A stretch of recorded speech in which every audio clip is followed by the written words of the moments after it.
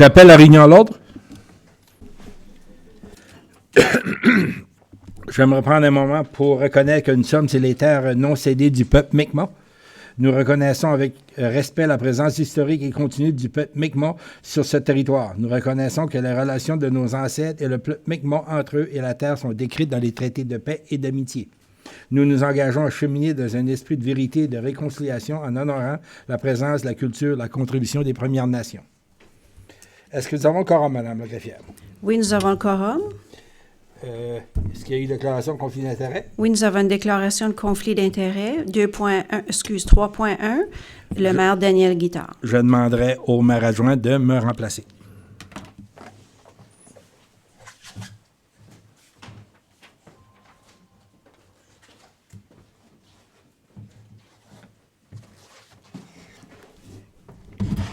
Et voici. C'est toujours un plaisir de remplacer Monsieur le maire.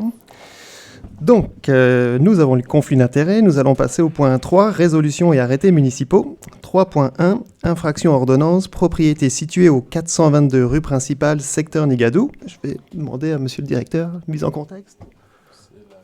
Oui, je fais la... Ah, d'accord. La résolution, Madame la greffière.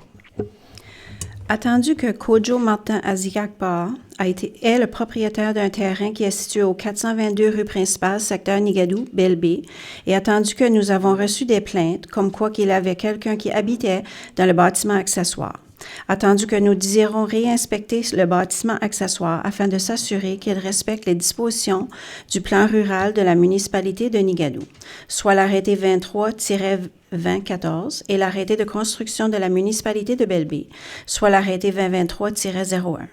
Attendu qu'une lettre lui a été envoyée le 28 octobre 2025 par courrier recommandé lui demandant accès complet au bâtiment accessoire concerné, tant qu'à l'intérieur qu'à l'extérieur, afin d'effectuer les vérifications nécessaires et de prendre des photographies à des fins de constatation. Nous l'avons aussi avisé de nous contacter afin de fixer un rendez-vous pour l'inspection avant le 18 novembre 2025. À défaut de réponse avant cette date, nous prendrons pour acquis qu'il nous refuse l'accès à la propriété. Attendu qu'en date du 20 novembre 2025, M. Azikakbar ne nous a pas contactés afin de céduler une inspection. Il est résolu que l'agent d'aménagement de la CSR, intitulé la Commission des services régionaux chaleur, soit autorisé à prendre les mesures qui s'imposent en vertu de l'article 135 de la loi sur l'urbanisme, LNB 2017, chapitre 19, et des amendements y sont apportés afin que l'arrêté du village de Nigadou et de Belle-Baie ainsi que les dispositions législatives applicables soient respectées. L'agent d'aménagement de la CSR, intitulé Commission des services régionaux chaleur, soit autorisé à demander un mandat d'entrée afin de pouvoir inspecter le bâtiment accessoire concerné. Que la municipalité de Belle-Baie confie au besoin la prise en charge des procédures devant les tribunaux à l'interne par l'avocate municipale et que si de telles procédures s'avèrent nécessaires, elles soient intentées au nom de la ville de Belle-Baie. Merci. Vous avez entendu la résolution. Y a-t-il quelqu'un pour en faire la proposition? Marie, appuyée par Charles. Avez-vous des questions? Pas de questions. Donc les gens en faveur font le consentement en disant oui. Ceux contre non. Adopté. Rendu au point 4. Ajournement.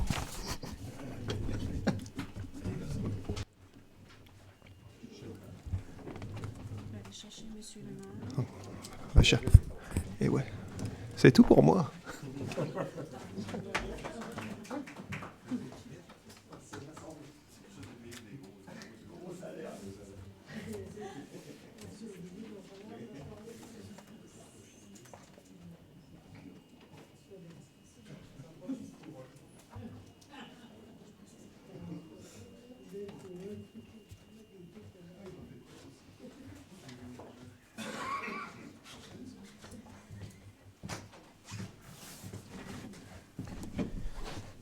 Merci, M. Olivier.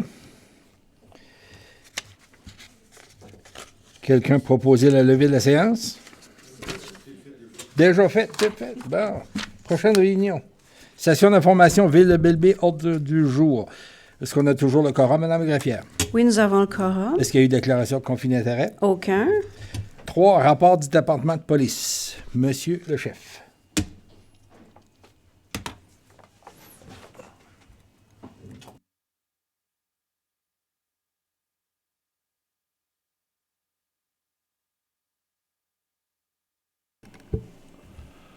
Merci, Monsieur le maire. Merci aux membres du conseil de me permettre de vous présenter de vous faire une courte présentation sur le rôle des policiers, de votre force policière. Oui, tu peux la partir. Lors d'incidents majeurs.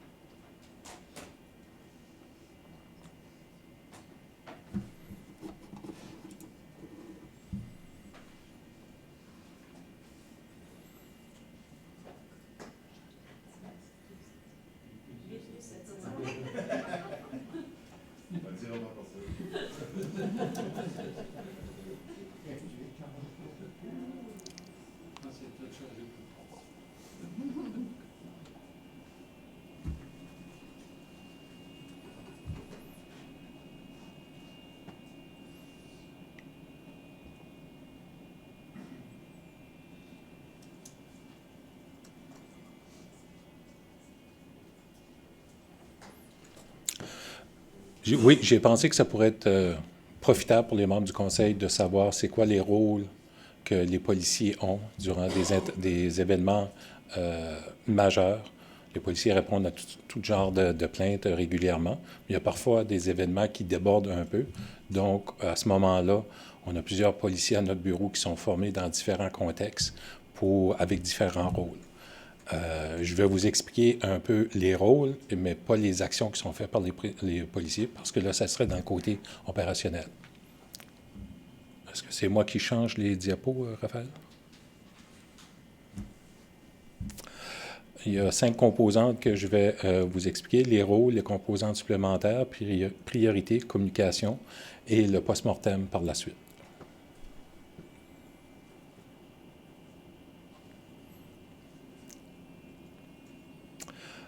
Dans les rôles, il y a différents policiers qui vont faire différentes actions. Le chef adjoint travaille main dans la main avec le gestionnaire d'incidents. On a plusieurs policiers au bureau qui sont formés pour la gestion des incidents. Le gestionnaire d'incidents, c'est lui qui décide comment la démarche, comment ça va se dérouler. C'est lui qui peut faire appel à des ressources supplémentaires s'ils sont nécessaires, dépendamment de la gravité de la situation, si ça se prolonge, aussi de l'endroit où ça se trouve.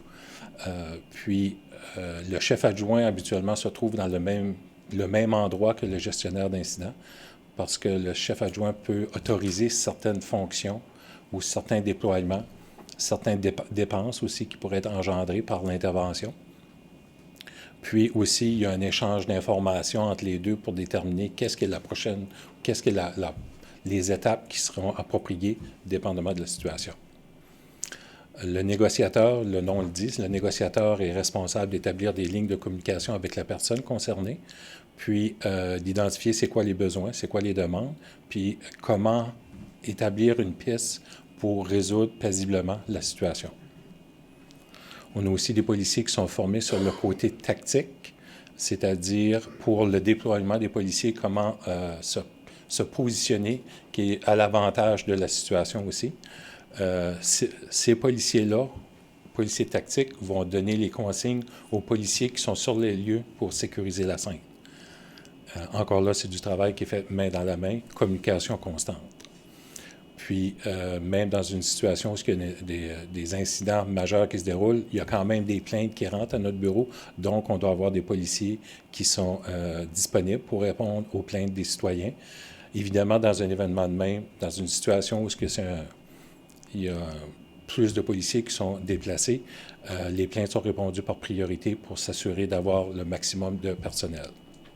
Mon rôle à moi est plutôt d'arrière-ban, c'est-à-dire, moi, je vais supporter l'équipe si, mettons que ça dure longtemps, on a besoin d'avoir des vêtements plus chauds, d'aller chercher de l'équipement supplémentaire. Moi, je suis là pour supporter les différentes composantes de chaque secteur pour s'assurer qu'ils ont les outils qui sont nécessaires.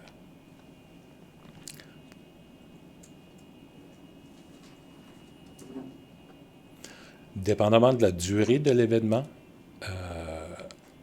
l'équipe tactique composée de policiers de Miramichi et de la BNPP peut être demandée de venir sur place si ça change d'ampleur, ça change la dynamique change. À ce moment-là, c'est le gestionnaire d'incident qui va déterminer le besoin d'avoir l'équipe tactique. Aussi, le gestionnaire d'incident peut déterminer que ça serait nécessaire d'avoir l'assistance de d'autres forces policières dans la région pour supporter les policiers qui sont sur place. Ça peut être la police de ville de Bathurst, les agents de la sécurité publique ou encore les membres de la GRC.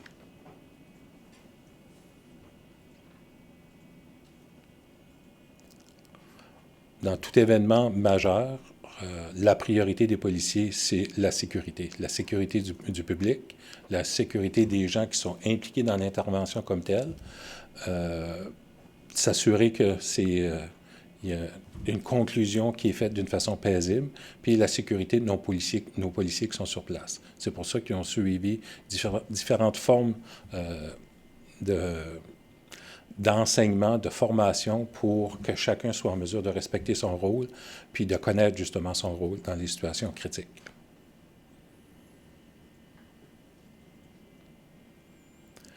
Puis, durant l'événement comme tel, la communication est très importante. La communication à l'interne de la part des policiers, mais aussi on utilise les médias sociaux, soit le Facebook de notre force policière, puis souvent de concert avec Madame Béatrice, on va utiliser le Facebook de la municipalité pour donner des consignes, c'est-à-dire d'éviter de se déplacer dans un endroit spécifique. C'est pour permettre aux policiers qui interviennent justement d'avoir un meilleur contrôle sur la situation. Ça, c'est durant l'intervention. Une fois que l'intervention est terminée, habituellement, je communique avec Béatrice aussi pour aviser que la situation est terminée. Puis par la suite, je prépare un communiqué de presse que j'envoie aux journaux locaux, radios locaux, aussi pour donner l'information qui peut être transmise à ce moment-là. Ces communications-là, c'est totalement différent de l'alerte Ready ou l'alerte Amber. L'alerte Ready, c'est un système national qui permet, selon quand ça rencontre certains critères, c'est surtout s'il y a un événement qui se produit puis qui se déplace et non un événement isolé au même endroit. Puis encore là, il y a des critères à rencontrer, c'est-à-dire qu'il faut avoir de l'information suffisamment, mettons, un véhicule, une description de véhicule ou des personnes qui pourraient être à l'intérieur. L'alerte Amber, celle-là, on la connaît plus, c'est quand ça implique un enfant. Puis encore là, pour être en mesure de déclencher l'alerte Amber, il y a un protocole qui est établi pour rencontrer les critères pour s'assurer qu'il y a suffisamment d'informations que c'est valable de partir de l'alerte Amber. Au niveau de l'alerte Ready, j'ai fait venir une gestionnaire de la province l'année passée, puis elle a donné une formation une présentation à nos policiers de la BNPP, à nos superviseurs, justement pour qu'ils soient familiers avec les procédures pour c'est quoi les critères pour déclencher l'alerte Ready.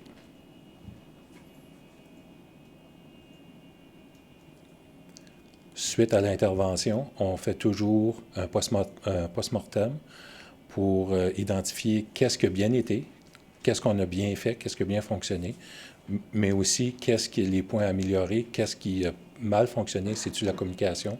Puis, on s'assure de corriger ces lacunes-là pour la prochaine intervention s'il y a lieu.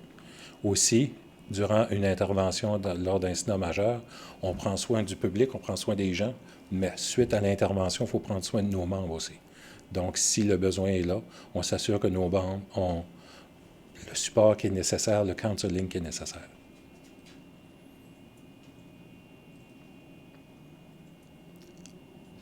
En conclusion, dans un événement majeur, chacun des policiers qui sont présents ont un rôle à faire.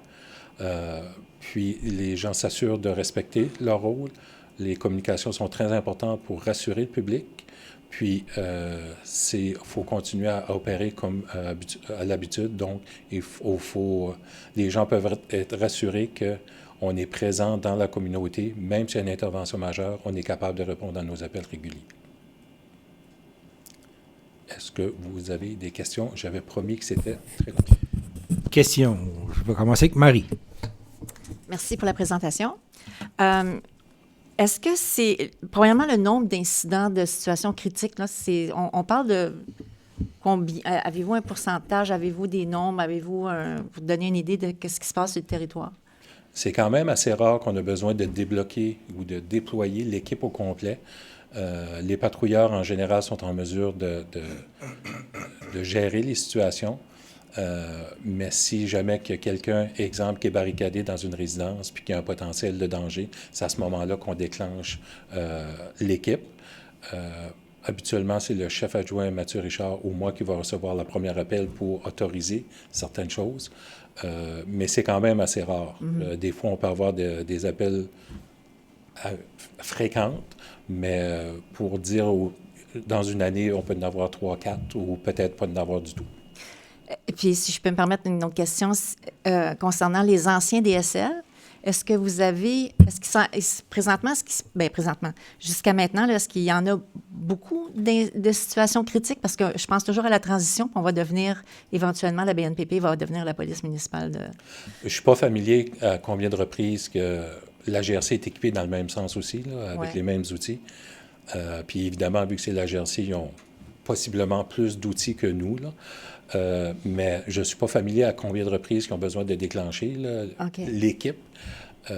Mais nous, en prévision de la transition, on s'assure d'avoir, comme là présentement, on a des policiers qui sont formés avec l'équipe EARTH, l'équipe tactique. On veut en former, j'aimerais en former supplémentaire.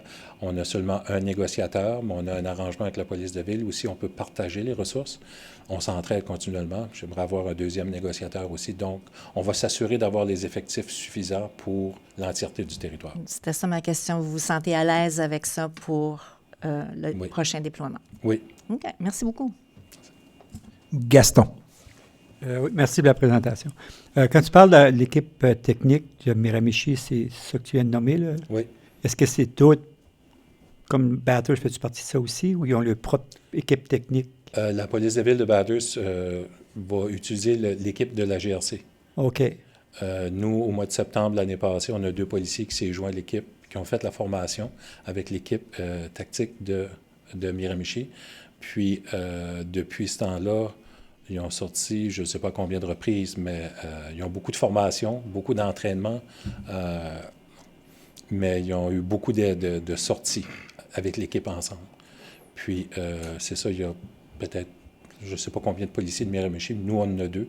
Puis, ça fait partie des plans de voir si c'est possible d'en avoir 2 supplémentaires. Mon but, ça serait d'avoir un policier par relève. On a 4 relèves, un policier par relève qui aurait la formation. Parfait, merci. Olivier. Merci. Ça n'a pas forcément rapport avec la gestion d'incidents. Je peux poser quand même la question. Allez-y. Ça fait 2 ans, je pense, que vous avez les caméras à la BNPP. Oui. Puis c'était pour avoir un feedback, ou est-ce que ça a changé la façon de travailler ou l'attitude des policiers, faciliter l'organisation ou la façon de travailler, tu sais? Je dois dire qu'on s'est installé d'une façon pour que les policiers puissent travailler plus facilement avec les caméras. Donc, chaque station de travail, il y a 2 moniteurs pour être en mesure de voir sa caméra sur un moniteur, rentrer ses notes dans l'autre, dans le rapport comme tel. Ça demande un peu plus de travail, même beaucoup plus de travail au niveau des policiers, au niveau de la gestion de l'information. Mais au niveau de la cour, évidemment, ça change la donne complètement parce que c'est en direct. On a l'information, la qualité d'image puis du son est incroyable. Puis, au niveau administratif, moi aussi, si les gens ont quelque chose à reprocher à un policier, ils peuvent venir me voir, puis j'ai déjà offert aux gens, ben veux-tu voir qu'est-ce qui s'est passé? J'ai la caméra dans l'auto, caméra sur la personne aussi. Fait que ça donne une meilleure vision aux gens de qu'est-ce qui s'est produit, pourquoi l'information s'est déroulée de cette façon-là. Mais c'est certain que c'est un atout, puis on ne pourra pas s'en passer, présent. Madame Couturier. Oui, M. Clavette, c'est une question un petit peu plus générale. J'ai 2 questions, en fait. La première, c'est pour le bénéfice de tout le monde. Quand vous parlez d'incidents majeurs, ça inclut quoi comme intervention? En général, si je peux résumer, c'est une personne barricadée dans une résidence. C'est davantage Oui. ça, pas disparition. C'est pas considéré incident majeur. Bien, c'est un incident majeur, mais ce n'est pas un incident majeur on va avoir besoin de l'équipe que j'ai mentionnée tantôt, c'est-à-dire négociateur, gestionnaire d'incidents. Si on a une personne qui est perdue aussi, les policiers qui sont à l'unité des enquêtes, eux autres vont faire, on appelle ça le triangle, là, pour déterminer le rôle de chacun aussi. Moi, j'ai un rôle dans cette situation-là aussi, mais... Donc, ça implique souvent des individus armés, prise d'otages, personnes barricadées. C'est ça. Donc, pas nécessairement les interventions que vous faites comme dans un lieu public, exemple une école ou autre, lorsqu'il y a des menaces. Oui, ça pourrait être OK. dans une école aussi. OK. Si c'est une menace contre la sécurité des gens qui se trouvent sur les lieux, ou la personne comme telle aussi, notre rôle, c'est de préserver la vie des gens, de tout le monde. Donc, l'équipe est déployée, l'ensemble du groupe est déployé selon les besoins, mais en général, c'est quand il y a une personne qui est dans une résidence ou une situation similaire, comme vous mentionnez pour une école. Justement, nos policiers font des entraînements dans les écoles. Les policiers, pour faire la gestion d'un incident majeur dans une école, parce que c'est totalement différent d'une résidence. Il y a 200 portes, il y a plein de locaux à vérifier, donc la gestion est différente. Mon autre question, c'était un peu pour faire un suivi à celle de Mme Larivière. La GRC publie des rapports quotidiens d'incidents. Oui. Puis, disons que, est-ce que la BNPP entend faire la même chose dans un avenir plus ou moins rapproché? C'est quelque chose qui pourrait être fait, mais ça demanderait des ressources pour être en mesure de le faire. Donc, c'est-à-dire de comptabiliser les plaintes qui ont rentré aujourd'hui, la catégorie de plaintes aussi, c'est-à-dire il y a des plaintes qui sont d'assistance au public, mais parfois il y a des plaintes c'est plus sérieux. Ça peut être le nombre de billets aussi qui est émis. Mais pour être en mesure de ressortir les statistiques, c'est quand on est tout informatisé chez nous, mais ça prendrait du temps pour quelqu'un pour déployer ça. Avec l'avenue de l'agrandissement du territoire, on va avoir une personne qui va être assignée pour les relations publiques. C'est peut-être quelque chose qu'on peut faire. J'ai déjà vu qu'il y avait d'autres agences qui faisaient quelque chose du genre. On a déjà fait ça aussi, où on faisait on comptabilisait mensuellement les plaintes, mais c'est un de nos policiers qui faisait ça sur ses journées de congé. Donc, un moment donné, lui, ça a devenu un peu trop pesant pour lui, donc on ne le fait pas présentement. Possiblement que l'année prochaine, avec le personnel supplémentaire, ça pourrait être quelque chose qui serait évalué. Mais ça donne seulement un aperçu général du nombre de plaintes, mais pas de la catégorie de plaintes, parce que là, on ne peut pas aller là non plus. Non. Merci beaucoup. C'est bien. D'autres questions? Merci, chef. Merci. Je propose de lever la séance. On va prendre 5 minutes de pause, puis on va pouvoir retourner en huis clos.